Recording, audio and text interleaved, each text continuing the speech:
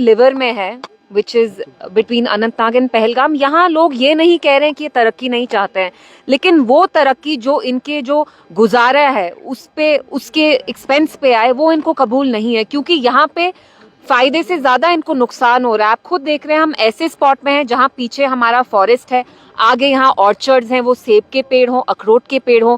यहाँ मुझे एक विडो मिली औरत, आपने खुद देखा, 80 साल की लगभग, उनकी हार्डली 1-2 कनाल जमीन है।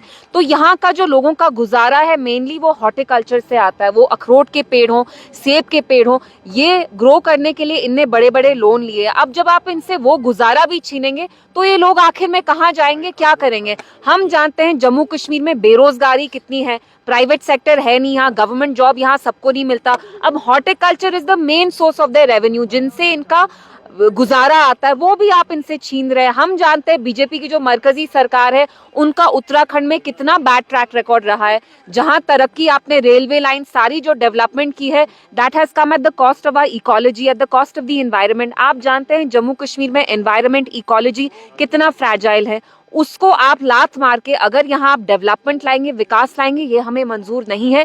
इसलिए जो ये आपकी प्रपोज रेलवे लाइन है which will go through liver, we reject it and we are here to protest against it, क्योंकि यहाँ जो लोगों का रोजगार है आप उसको छीन के यहाँ पे वो रेलवे लाइन बनाएंगे, तो ये हमें कतई किसी भी तरीके से मंजूर नहीं है। इसके अलावा जो रेलवे प्रोजेक्ट वापस करो, रेलवे प्रोजेक्ट वापस करो, रेलवे प्रोजेक्ट, रेलवे प्रोजेक्ट। सबसे पहले मुझे समझ में नहीं आता, अगर आपको कहीं भी रेलवे लाइन बनानी है तो लोगों के सर पे आप ये चीज क्यों थोप रहे हैं? लोगों से कंसल्ट करिए, डिलिब्रेट करिए, और वहां आप ये लैंड ले रहे हैं जो फर्टाइल लैंड है, जो एग्रीकल्चर लैंड है, जहां हमारे पेड़ है, सेब के पेड़ है, अखरोट के पेड़ हैं, तो it makes no sense, it's ill time, it's completely unwarranted, it's cruel. आप यहाँ के लोगों पे इतना जुल्मों सितम कर रहे हैं और फिर आप कह रहे हैं आप ये तरक्की के लिए कर रहे हैं। तरक्की के लिए तो नहीं कर रहे हैं।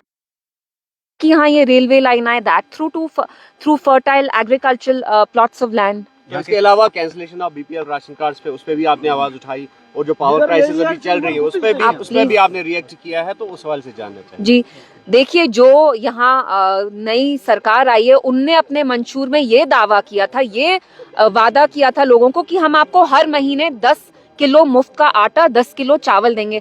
अगर आप कुछ दे नहीं सकते लोगों को तो छीनिए नहीं, सिवाय इसके कि चलिए आप उन्हें कुछ दे नहीं सकते, आप छीन रहे हैं। वो राशन हो, आपने 1.5 लाख कम से कम राशन कार्ड कैंसिल किए, एक राशन कार्ड पे कम से कम 6 फैमिली मेंबर्स होते हैं, तो आप देख रहे हैं कि कितनी फैमिलीज इससे इफेक्ट हो रही हैं। अगर एनसी की सरकार लोगों को कुछ दे नहीं सकती तो छीने भी नहीं। आप देखिए चिल्ले कलान का पहला दिन है, यहाँ लाइट है क्या, इलेक्ट्रिसिटी है, पावर है क्या? आपने कहा था आप 200 यूनिट देंगे, 200 यूनिट छोड़िए, जो लाइट थी उस पे भी अब आप कर्टेलमेंट कर रहे हैं। राशन जैसी चीज, खाने की चीज, पानी भी नहीं है यहाँ, ना इलेक्ट्रिसिटी है।